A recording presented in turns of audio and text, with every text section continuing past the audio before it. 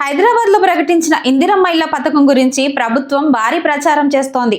కానీ ఈ పథకానికి సంబంధించిన నిబంధనలు, అర్హతలు, దరఖాస్తు విధానం చూస్తూ ఉంటే నిజంగా ఇది పేదల కోసం రూపొందించిన పథకమేనా అనే సందేహం అందరిలో వ్యక్తమవుతోంది. ఈ వీడియోలో ప్రభుత్వం ప్రకటించిన నిబంధనలు, వాటిపై వస్తున్న విమర్శలు, ప్రజల్లో వినిపిస్తున్న అభిప్రాయాలను ఒకసారి చూద్దాం. ప్రచారం ఒకటి, నిబంధన మరొకటి అనేలా పరిస్థితి మారింది. ప్రభుత్వం హైదరాబాద్లో 1,00,000 ఇందిరమ్మ ఇల్లు అంటూ ప్రచారం చేస్తోంది. మరోవైపు ప్రకటించిన నిబంధనలు చూస్తుంటే అర్హుల సంఖ్య చాలా తక్కువగా ఉండే అవకాశం ఉందని పలువురు అభిప్రాయపడుతున్నారు. హైదరాబాద్లో వేలాది బస్తీలు ఉన్నాయి.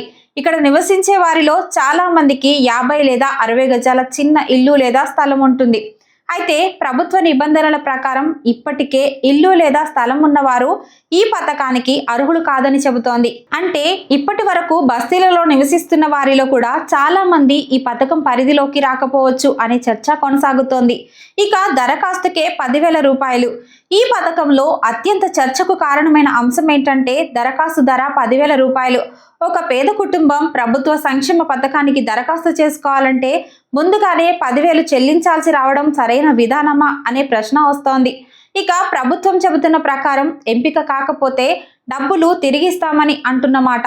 ఎంపిక అయితే అదే మొత్తాన్ని ఇంటి ధరలో సర్దుబాటు చేస్తామని అంటోంది. అయితే ప్రజలు అడుగుతున్న ప్రశ్న మరొకటి ఉంది. ప్రభుత్వానికి చెల్లించిన డబ్బు నిజంగా సమయానికి తిరిగి వస్తుందా అంటూ.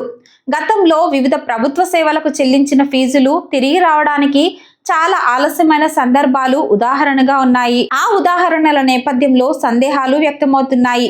ఆదాయం 6 లక్షల లోపు, కానీ చెల్లించాల్సింది 6 లక్షలు. మరొక కీలకమైన అంశం ఇదే. ఈ పథకానికి వార్షిక ఆదాయం 6 లక్షల లోపు ఉండాలని ప్రభుత్వం చెబుతున్నమాట.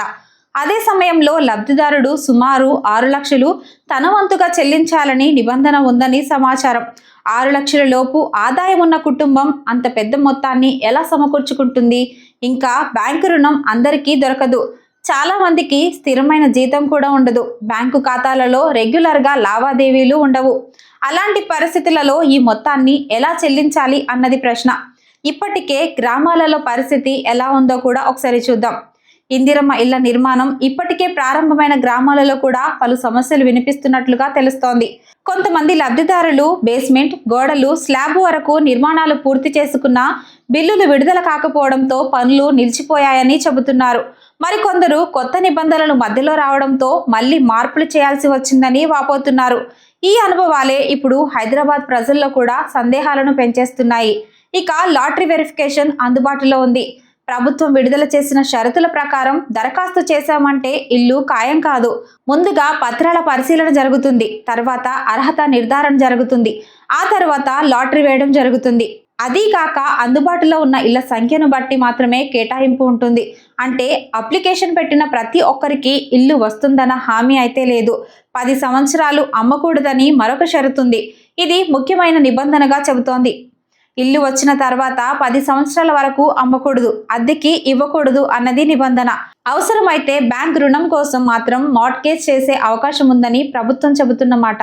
ప్రభుత్వం 1,00,000 ఇల్లు అనే లక్ష్యాన్ని ప్రకటించింది. అయితే ప్రస్తుతం ప్రకటించిన సంఖ్య మాత్రం సుమారు 7,680 ఫ్లాట్లు మాత్రమే. దీంతో ప్రజలు అడుగుతున్న ప్రశ్న ఇంకొకటి ఉంది. 1,00,000 ఇళ్ల హామీకి ఇది మొదటి అడుగా అంటూ, లేక ఎన్నికల ముందు ప్రచార కార్యక్రమమా అంటూ ఈ రెండిట్లో కాలమే సమాధానం చెప్పాలి. హైదరాబాద్లో ఇల్లు లేని కుటుంబాలు లక్షల్లో ఉన్నాయి. దరఖాస్తులు ప్రారంభమైతే 20 నుంచి 25 లక్షల వరకు అప్లికేషన్స్ వచ్చే అవకాశం ఉంది.